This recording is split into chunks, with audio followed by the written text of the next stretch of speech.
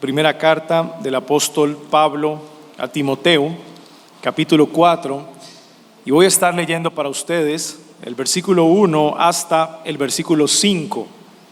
Primera carta de Pablo a Timoteo, capítulo 4, versículo 1 hasta el versículo 5. Leo para ustedes la todo suficiente palabra de Dios. Pero el Espíritu dice claramente que en los últimos tiempos algunos apostatarán de la fe, escuchando espíritus de error y a doctrinas de demonios, que con hipocresía hablarán mentira, teniendo cauterizada su conciencia, que prohibirán casarse y mandarán abstenerse de los alimentos que Dios creó, para que con acción de gracias participaran de ellos los creyentes y los que han conocido la verdad.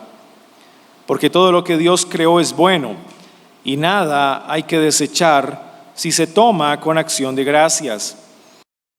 Porque por la palabra de Dios y por la oración es santificado.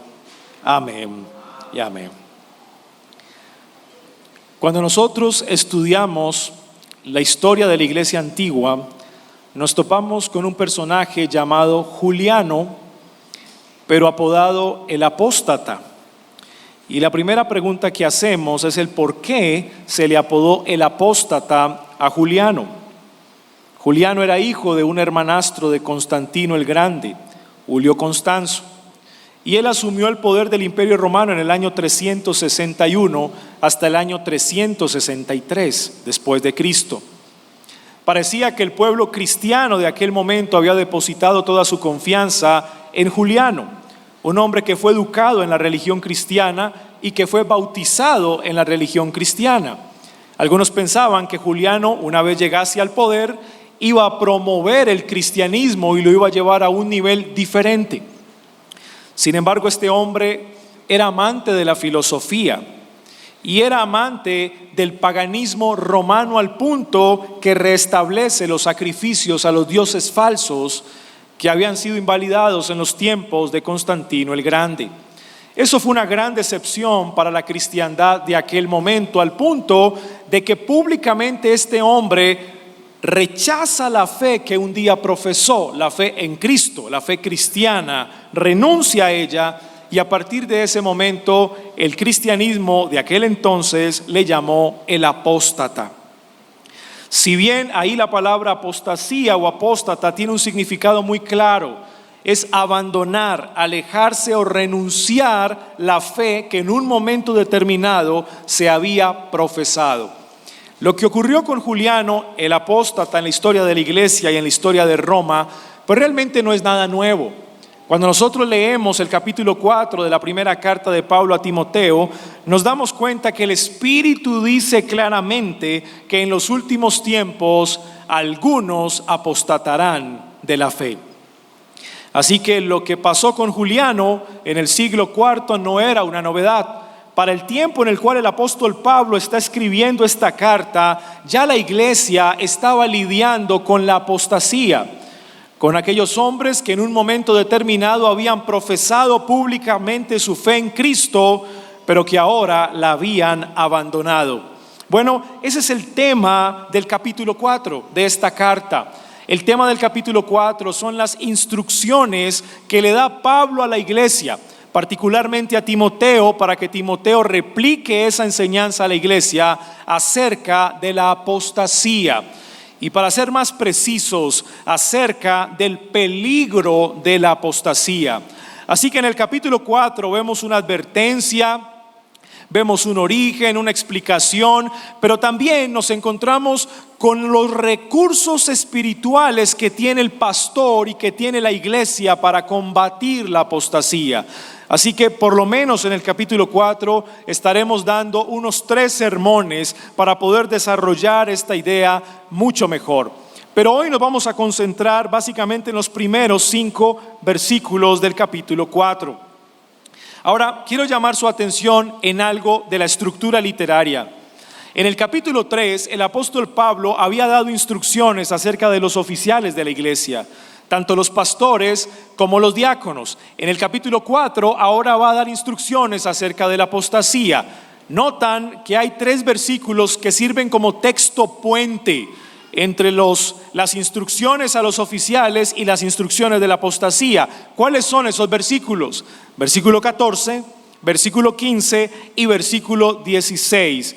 Si ustedes no han olvidado esa predicación, recuerden que se les dijo la misión de la iglesia y el mensaje de la iglesia.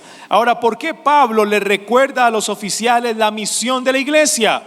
¿Por qué les recuerda el mensaje de la iglesia? Precisamente por el peligro que la iglesia sufre de personas que tienen un corazón depravado y pecaminoso, que quieren destruir esa misión y destruir dicho mensaje. ¿Se acuerdan de la misión de la iglesia? La iglesia tiene la misión de ser columna y baluarte de la verdad.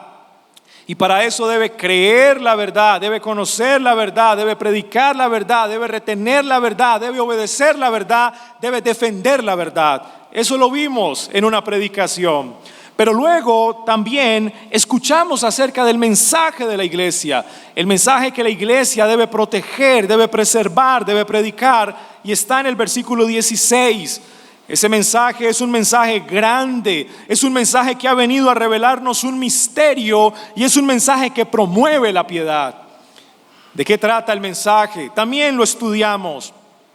La encarnación del Hijo, la santidad del Hijo, la expiación del Hijo, la predicación del Hijo, el alcance del Hijo y la gloria del Hijo. Ese mensaje debe ser protegido por los pastores y por la iglesia. Por eso, en el capítulo 4, cuando Pablo introduce la apostasía, ahora entendemos cómo está estructurando esta carta. Él quiere que los oficiales y la iglesia entiendan su misión para poder defenderla de los falsos maestros. Hermanos, que no están fuera de la iglesia local, que como lo vamos a estudiar a continuación, los falsos maestros están dentro de la iglesia local, no están fuera. Y si hay una característica diferencial entre los falsos maestros del Nuevo Testamento a los falsos maestros del Antiguo Testamento, es que los falsos maestros del Nuevo Testamento están dentro de la comunidad cristiana, están dentro de la iglesia local. Y es por eso que le he puesto por título al sermón de esta mañana: el carácter peligroso de la apostasía. El carácter peligroso de la apostasía. Y para desarrollar nuestro sermón lo vamos a hacer en 4 encabezados. En primer lugar, la advertencia en contra de la apostasía, la advertencia que da el Espíritu Santo. En segundo lugar, el origen de la apostasía, de dónde proviene la apostasía. En tercer lugar, la enseñanza de la apostasía, y aquí quiero hacer una aclaración. La enseñanza de la apostasía es mucho más amplia. El Nuevo Testamento nos da más información, pero en este pasaje en particular hay una enseñanza que debemos revisar. No es la única, pero en este contexto es a la cual nos debemos limitar, porque es lo que el pasaje enseña en esta mañana. La enseñanza de la apostasía, y número 4, la refutación a esa enseñanza. La refutación a esa enseñanza. Veamos en primer lugar la advertencia contra la apostasía, versículo 1. Pero el Espíritu dice claramente que en los últimos tiempos algunos apostatarán de la fe. Lo primero que debemos tener en cuenta es que esta es palabra de Dios. Es el Espíritu Santo mismo advirtiéndole a la iglesia de este peligro. Ahora, claro, el Espíritu Santo en boca del apóstol Pablo. El apóstol Pablo le comunica esto a Timoteo para que Timoteo replique la advertencia a la iglesia. Miren conmigo el versículo 6. Si esto propones a los hermanos, serás buen ministro de Jesucristo, nutrido con las palabras de la fe y de la buena doctrina que has seguido. La labor de Timoteo no era quedarse callado. La labor de Timoteo era, una vez recibía la advertencia por parte del apóstol Pablo, debía convocar a la iglesia local de Éfeso con sus miembros y sus ancianos y advertirles a ellos como congregación. Es un trabajo en equipo, y eso lo vamos a ver más adelante. Así que es clara la advertencia, proviene del Espíritu Santo de Dios en boca del apóstol Pablo. ¿Y cuándo será esto? En los últimos tiempos.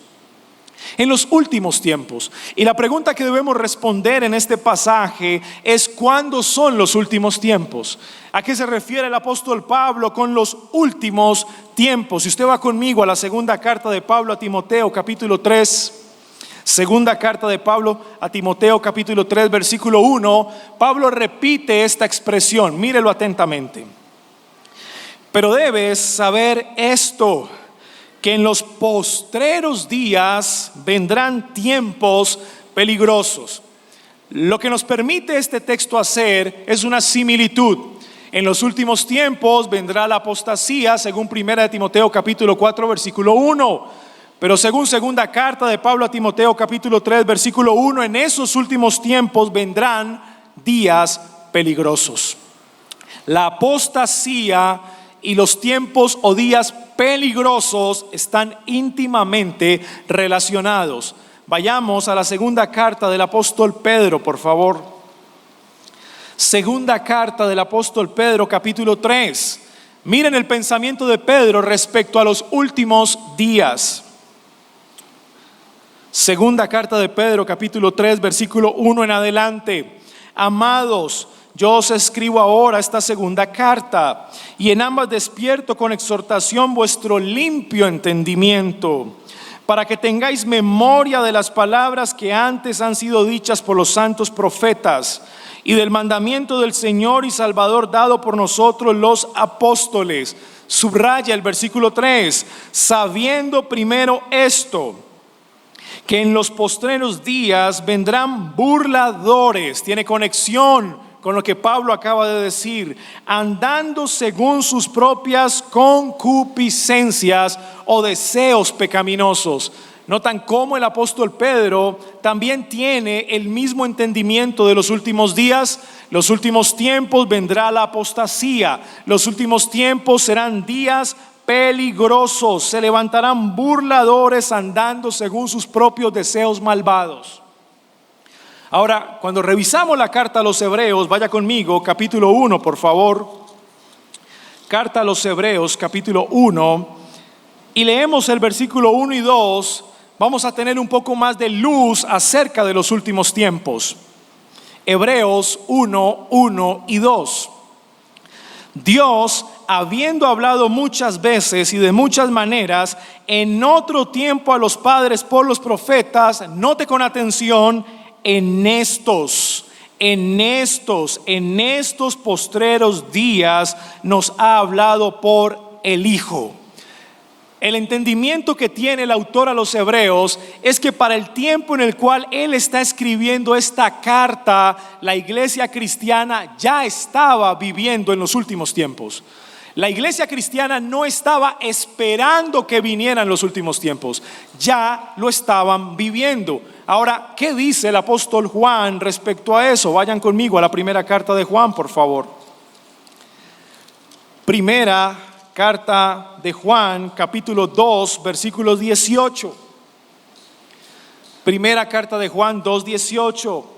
Hijos, ya es el último tiempo. Ya es el último tiempo. Juan escribe esta carta en la segunda mitad del siglo I.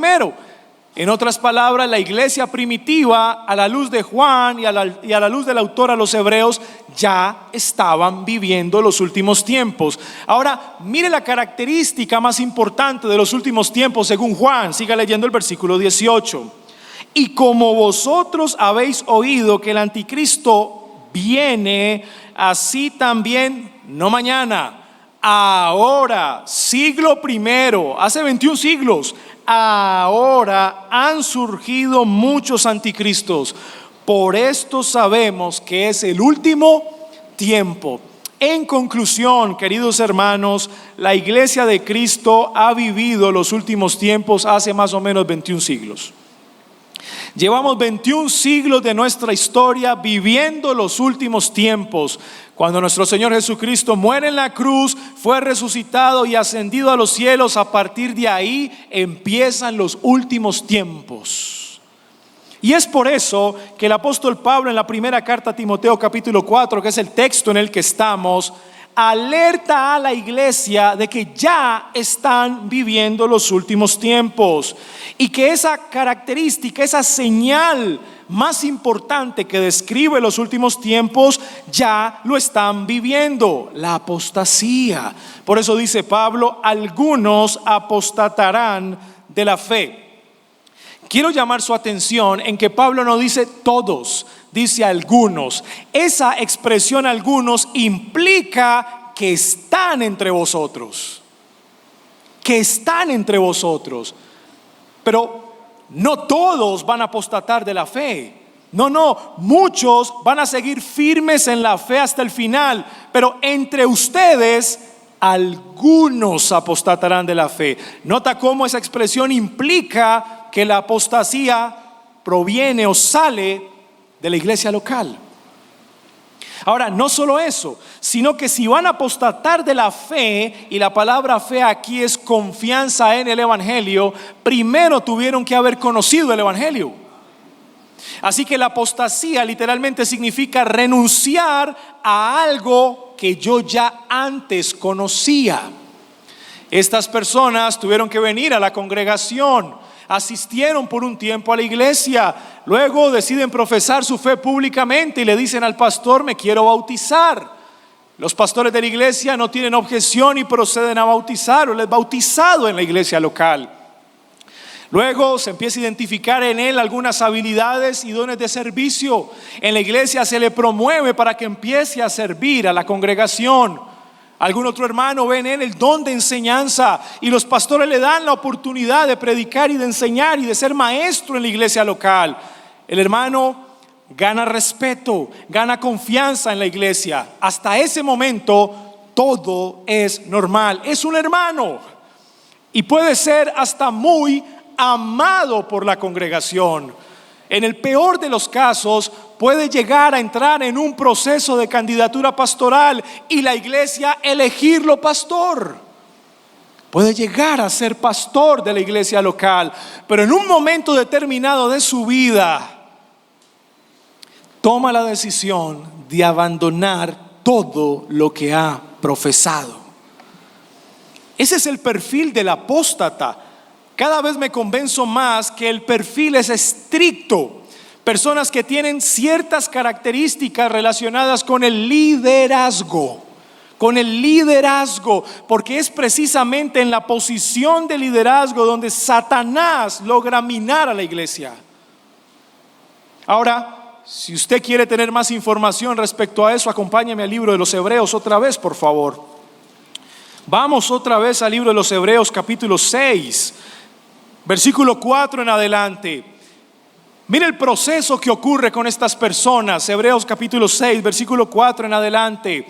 Dice el autor: porque es imposible que los que una vez fueron iluminados. Y esto hace referencia al conocimiento. Esa persona llega por primera vez a la iglesia en total ignorancia, pero se matricula en la clase de confesión de fe. Empieza a adquirir conocimiento cristiano, viene a ser iluminado. Es capaz de explicar la terminología teológica, incluso puede ser un muy buen estudiante. Siga leyendo conmigo. Gustaron el don celestial, fueron hechos partícipes del Espíritu Santo, sus vidas fueron expuestas a la predicación del evangelio y a las bendiciones que el Señor trae con la iglesia reunida. El Señor quizá los preservó por un tiempo gracias a la iglesia. Ellos fueron protegidos gracias a la iglesia. Estaban ahí, infiltrados entre la comunidad. No solo eso, gustaron la buena palabra de Dios, la escucharon y posiblemente la enseñaron. Y los poderes del siglo venidero. A muchos de ellos para los tiempos de Cristo fueron utilizados poderosamente por Dios para un propósito específico.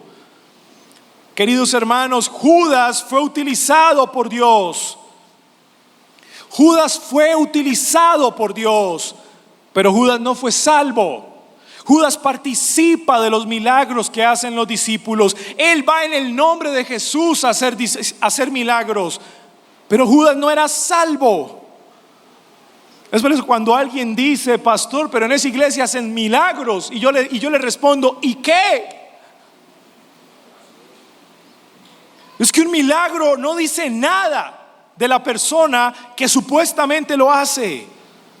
Porque Judas también participó de los milagros. Hermanos, se nos está describiendo el perfil de quienes son apóstatas. Gustaron los poderes del siglo venidero, escuche, y recayeron, apostasía. Eso es, recayeron, apostataron, rechazaron, renunciaron la fe. Sean otra vez renovados para arrepentimiento, crucificando de nuevo para sí mismos al Hijo de Dios y exponiéndolo a vituperio. Pastor, pero ¿cómo sabemos por ese texto que el autor no está hablando de verdaderos cristianos? No, el autor no está hablando de verdaderos cristianos. El autor está hablando de falsos cristianos que profesaron fe, pero su corazón nunca fue regenerado. ¿Y cómo lo sabemos? Miren el versículo 9. Pero de vosotros, oh amados, esperamos mejores cosas que ¿quiénes? Que ellos. Notan que el mismo autor hace la diferencia. He venido describiendo el carácter de hombres que no son cristianos, que no son amados. Pero ahora les voy a hablar a ustedes, a los amados. Así que estos no son verdaderos creyentes. Se hacen pasar por creyentes. Podríamos decir que externamente tratan de cumplir los requisitos, las características. Pareciera tener las cualificaciones de un verdadero creyente, pero no lo son. Estos mismos se presentarán en el día del juicio final y le dirán al Señor: Señor, en tu nombre hicimos esto. Y el Señor les dirá: apartados de mí, hacedores de maldad, nunca los conocí. Son los mismos. Muy bien, volvamos a 1 de Timoteo, capítulo 4. Esa es la advertencia. Es la advertencia para la iglesia de Éfeso. Es la advertencia para la iglesia de todos los tiempos. Es la advertencia para la iglesia bautista reformada, la gracia de Dios. Esa es una advertencia. Y saben, hermanos, el propósito de comunicar esta advertencia en Pablo, Timoteo y la iglesia no era producir miedo. No es producir miedo.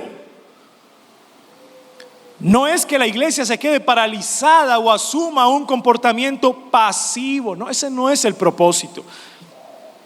El propósito es que la iglesia esté preparada para resistir cuando venga la apostasía o le toque la apostasía a esa iglesia en particular. Debe estar preparada para resistir, debe estar preparada para combatir. Ahí tenemos pues la advertencia. Y esto nos lleva en segundo lugar al origen de la apostasía. Es la gran pregunta que nos hacemos. Entonces, ¿de dónde proviene la apostasía? Miren conmigo la segunda parte del versículo 1 y 2. Escuchando a espíritus de error y a doctrinas de demonios que con hipocresía hablarán mentira, teniendo cauterizada su conciencia. ¿De dónde proviene la falsa enseñanza? Del mismo diablo y sus demonios. Esto es claro en el texto, hermanos. Esta falsa enseñanza no proviene del reino de los cielos. No. Esta falsa enseñanza viene del mismo Satanás y de sus demonios. La guerra espiritual de Génesis capítulo 3 fue por la verdad, con que Dios os ha dicho, cuestionando la verdad. La tentación que recibe nuestro Señor Jesucristo en el desierto fue por la verdad. Escrito está. Esa ha sido la guerra y será la guerra entre la iglesia y Satanás hasta el final de los tiempos. Él tratará de engañar a la iglesia, desvirtuando la verdad, pero no podrá. No podrá. Él va a engañar a los incrédulos, sí. A ellos los va a engañar, a ellos los va a utilizar como pregoneros de su falso mensaje. Va a intentar llevarlos a las iglesias locales para minar lo que se predica allí, con el propósito de dividirlas. Pero el corazón de un verdadero creyente es protegido por el Señor. Muchos estuvieron escuchando falsas enseñanzas, muchos de los que están aquí. Pero llegó el tiempo en el que el Señor los sacó de allí. Llegó el tiempo, todo en el tiempo perfecto de Dios. Esto proviene de los espíritus inmundos llamados demonios o espíritus de error, pero escuchando, notan, escuchando. Prestan atención no a lo que necesitan escuchar, sino a lo que quieren escuchar. Miren lo sutil y el peligro. Es por eso que la iglesia, los creyentes no deben buscar una iglesia que les da lo que quieren escuchar. Ellos deben buscar una iglesia que les predique lo que necesitan escuchar, no es lo que quieren escuchar. Y por ahí inicia todo el proceso. Buscamos a un predicador que nos diga lo que quiero oír. Buscamos la iglesia en la cual me sienta mucho más cómodo y no sea confrontado con el pecado. Por ahí empieza todo. Vaya conmigo al Salmo capítulo 1, por favor. Y quiero hacer lectura del Salmo capítulo 1 en el marco de la apostasía. Salmo capítulo 1, versículo 1. Bienaventurado el varón que no anduvo, número 1, consejo de malos. Cuando la persona se expone primero al consejo de malos, esto degenera en caminar con ellos. Mira lo que dice el Salmo: ni estuvo en camino de pecadores. Primero escucho el consejo y luego tomo la decisión en mi corazón de caminar con el que me dio el consejo para finalmente sentarme en la silla del escarnecedor. Ese es el proceso de la apostasía. La persona escucha atentamente la falsa enseñanza. No hay filtros. Quizá no le convienen esos filtros y no está interesado en tenerlos o aplicarlos. Escucha la falsa enseñanza, se siente seducido por ella porque no le da lo que necesita, sino que le da lo que quiere. Luego se ve caminando con los falsos maestros y con la falsa enseñanza. Adquiere convicción en su corazón del error para terminar sentado en la silla del escarnecedor, o sea, en la silla del apóstata. Es la silla del apóstata, porque el apóstata es un escarnecedor. Se burla del evangelio que un día aprendió y, lo que es peor, que un día predicó. Volvamos a 1 de Timoteo capítulo 4. Así que el origen de la apostasía es satánico, viene de los demonios, viene de los espíritus de error. Ahora mire el modus operandi del apóstata, que con hipocresía hablarán mentira teniendo cauterizada su conciencia. Noten algo importante, hermanos, y yo le quiero recordar esto es clave, no lo olviden nunca. Cuando el apóstol Pablo expulsó o entregó a Satanás a Himeneo y Alejandro, Pablo explicó a Timoteo dos cosas sumamente importantes de un ministro: la buena conciencia y la firmeza en la fe. Volteen la página de su Biblia al capítulo 1, versículo 18 al 20, por favor. Este mandamiento, hijo Timoteo, te encargo, para que conforme a las profecías pasadas en cuanto a ti, milites por ella la buena milicia. Escuche, manteniendo la fe, número 1, y buena conciencia, número 2, la cual, desechando algunos, ¿qué desecharon? ¿La fe o la buena conciencia? La buena conciencia. Ellos desecharon la buena conciencia. No les importó ser hipócritas, no les importó tener una doble moral, no les importó tratar de predicar lo mejor posible para agradar a los hombres, pero no santificar su corazón. No les importó la buena conciencia. Desecharon la buena conciencia, y el resultado, ¿cuál fue? Naufragaron en la fe.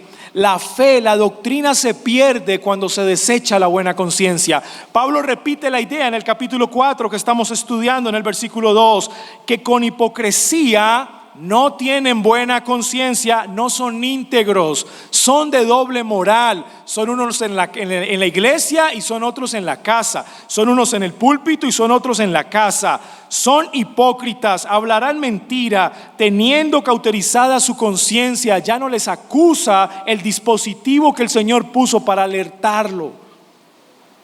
Ya no le acusa. Y una vez deshecha la buena conciencia, no se puede mantener firme en la doctrina, porque llegará el punto en que va a ajustar su estilo de vida a la palabra de Dios. Y como la palabra de Dios no falla, como es verdadera, como es fiel, como es pura, como es un espejo, Él sabe que no va a poder hacer eso. Él no puede ajustar su estilo de vida a la palabra de Dios. Entonces, en últimas, va a tratar de ajustar la palabra de Dios a su estilo de vida. Y como sabe que no puede hacerlo, porque la palabra de Dios no falla, no cambia y es fiel, entonces va a cambiar el lenguaje. Va a intentar cambiar el mensaje, va a utilizar otro tipo de palabras, va a tratar de presentar una media verdad que no existe. En últimas, es mentira. Esa es la manera de operar. La palabra del Señor, hermanos, es poderosa. Ella es verdad. Nadie va a cambiar eso. Nadie va a cambiar eso. Ella es verdad. Así que, en últimas, estos hombres deben recurrir a su propia oratoria, retórica y capacidad de persuasión, a sus propios argumentos mundanos para confundir al pueblo y mantenerse en la posición de liderazgo siendo un hipócrita.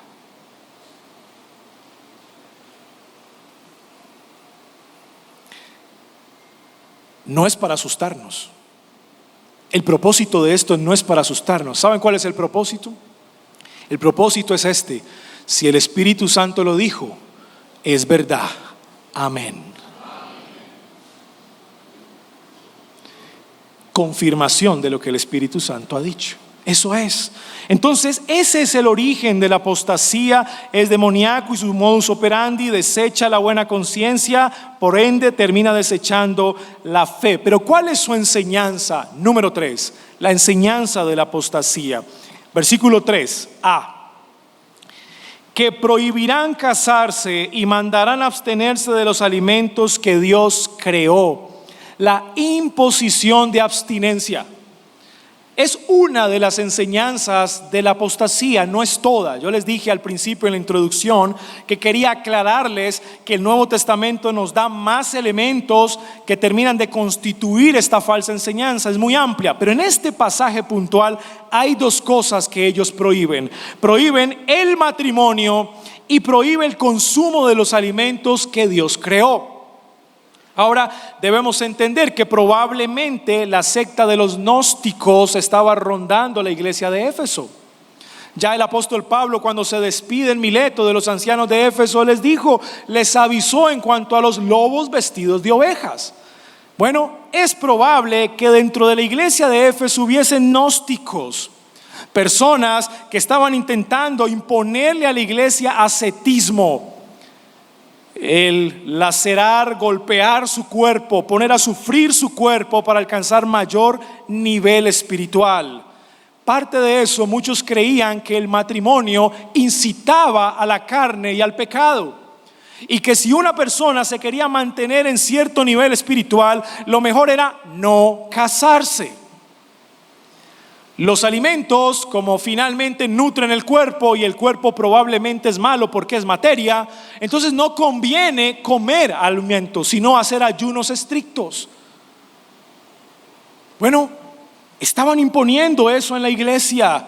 Quizá eran personas de influencia, porque Pablo se toma la tarea de denunciar estas cosas. Y si Pablo lo hace, es porque no eran meros asistentes. No eran meros asistentes que iban a la iglesia de Éfeso una vez al mes. No, probablemente eran personas que estaban dentro de la iglesia y que tenían influencia en el liderazgo y estaban enseñando estas cosas. Pero Pablo es claro, esa no es la enseñanza de Dios. Esa es la enseñanza que viene del mismo Satanás. ¿Notaron el principio de la enseñanza de los apóstatas? Imposición de abstinencia. Cuando se impone la abstinencia, debemos revisar ese tipo de comportamientos porque describen la naturaleza de una secta. Estos hombres eran legalistas. Estos gnósticos eran legalistas. Ahora, hermanos, Pablo motiva y promueve dentro de la iglesia de Éfeso que la manera de combatir estas cosas es promoviendo el matrimonio. Por supuesto, aquellos a los cuales el Señor ha llamado a no casarse tienen el don para eso, pero aquel que no tiene el don debe procurar casarse.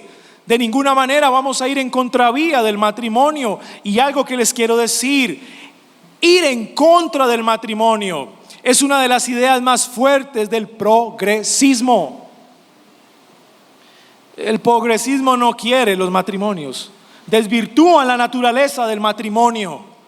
Pero Pablo, a través de esta enseñanza, está siendo muy claro con nosotros: no podemos dejar de promover lo que Dios promueve. Si Dios promueve el matrimonio, la iglesia debe hacerlo, hermanos, independientemente si su experiencia ha sido mala. Independientemente si su experiencia no ha sido muy buena con el matrimonio, es su deber promoverlo. Es una institución creada por Dios y es lo que Pablo va a responder. Pablo va a refutar. No sirve de nada tratar de batallar contra todas estas ideologías si no empezamos por la iglesia. El mensaje de la palabra del Señor debe transformarnos primeramente a nosotros. No imponerle a nadie que no se case y no imponerle a nadie no comer ciertos tipos de alimentos. Ahora Pablo nos va a dar la razón, nos va a responder a esta enseñanza de la apostasía. Número 4, la refutación. La refutación. Si la enseñanza de la apostasía es la imposición de abstinencia, ¿cómo responde el pastor ante eso? ¿Cómo debe responder la iglesia? Miren la parte B del versículo 3 hasta el versículo 5. Alimentos que Dios creó para que con acción de gracias participaran de ellos los creyentes y los que han conocido la verdad. Argumento: porque todo lo que Dios creó es bueno. Y bueno, ahí se incluye el matrimonio. El Señor estableció el matrimonio desde el principio de los tiempos y el Señor bendijo al hombre y a la mujer. Él los bendijo. El Señor dio los alimentos para que los hombres pudieran nutrirse. Y Pablo dice: con acción de gracias se debe participar de ellos. Yo entiendo que como creyentes somos responsables a mejorar nuestros hábitos alimenticios. Claro que sí. Yo no estoy negando eso. Yo no estoy negando eso. Claro que como creyentes somos responsables de mejorar nuestros hábitos alimenticios. Pero lo que el Señor nos ha dado en su pura gracia para alimentar a nuestra familia, sea mucho, sea poco, debemos comerlo con acción de gracias. Hermano, Pablo nos recuerda aquí que no es por nuestro trabajo que podemos tener alimentos en la nevera. No es por nuestro trabajo que podemos tener alimentos sobre la mesa. No es por nuestro esfuerzo ni por nuestro mérito. Es porque el Señor ha sido muy generoso con nosotros. Muy generoso. Es por eso el principio de acción de gracias. De ahí que tanto la iglesia de Éfeso como nosotros como iglesia, antes de participar de cualquier alimento, debemos darle gracias a Dios. Y que ese tiempo de compartir los alimentos en casa sea un momento en como familia oremos al Señor. Todo lo que Dios creó es bueno y nada hay que desechar si se toma con acción de gracias. porque por la palabra de Dios y por la oración es santificado. Hermanos, y yo le voy a decir una cosa, esto es literal. El alimento, cuando tú oras por los alimentos con acción de gracias, el Señor los separa para ti. El Señor los separa para ti. El Señor bendice esos alimentos para que puedan servir a tu cuerpo y los puedas disfrutar con acción de gracias. Y es una bendición pensar eso. ¿Saben por qué? Porque hasta que no experimentemos una terrible enfermedad y el médico diga, no puedes comer esto, o tu mismo cuerpo reaccione negativamente,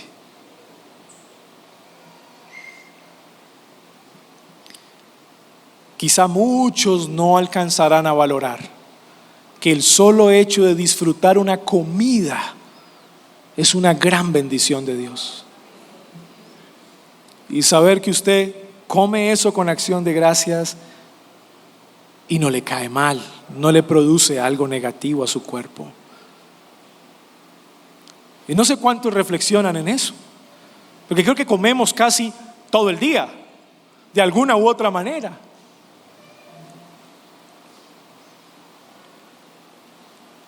Aquí el corazón de la iglesia se debe llenar de profunda gratitud delante del Señor. La refutación que hace el apóstol Pablo a la enseñanza de la apostasía es volver a los principios de la creación. Cuando el Señor hizo todas las cosas, las hizo buenas. Ese principio debe acompañarnos para combatir la enseñanza de la apostasía, que suele presentarse como algo antiguo, pero realmente son novedades que intentan tergiversar o cambiar el mensaje. Pero lo que hace Pablo es siempre volver a los principios.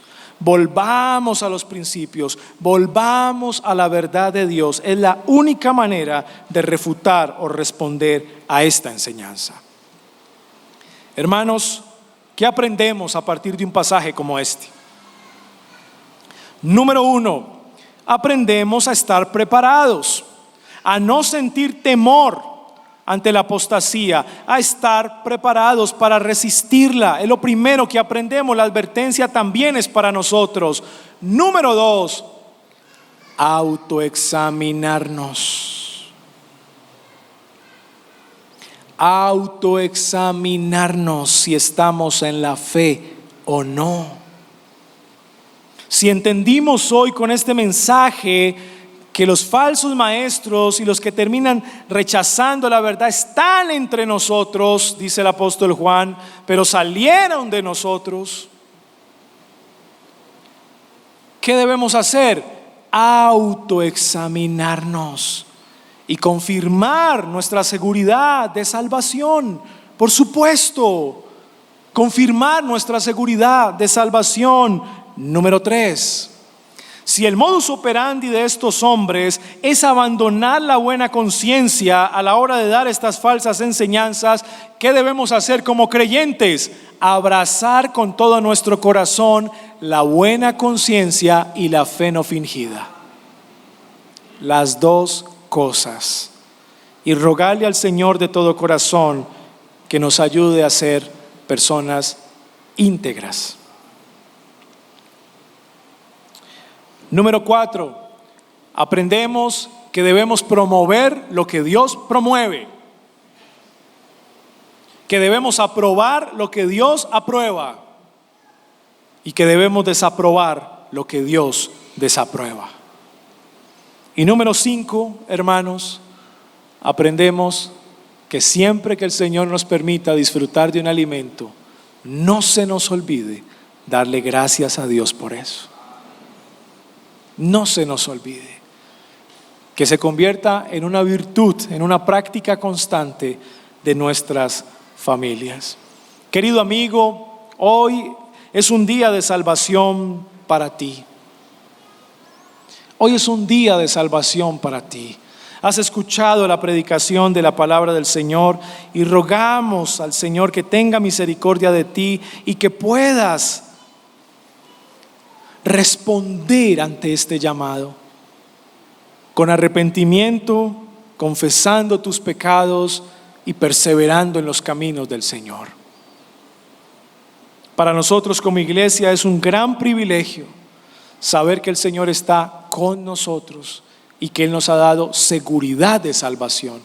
Pero querido amigo, tú necesitas primeramente esa experiencia de la salvación y luego entonces te empiezas a ocupar de ella.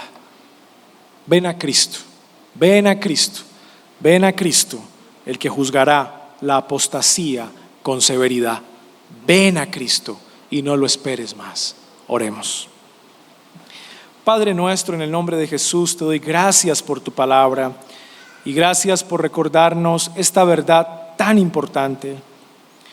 La advertencia contra la apostasía, su origen, su enseñanza y la manera de refutar volviendo a los principios. Te pido, Señor, que esta enseñanza sirva a la iglesia local para que podamos combatirla, resistirla y expulsarla del medio de nosotros. Así como el apóstol Pablo hizo. Señor, ayúdanos. Y a muchos de los que están aquí, que entren en ese ejercicio de autoexaminarse si están en la fe, que puedan confirmar en lo profundo de su alma su seguridad de salvación. Por los demás, Señor, ten misericordia de aquellos que no te conocen y que hoy para ellos sea un gran día de salvación. En el nombre de Jesús. Amén.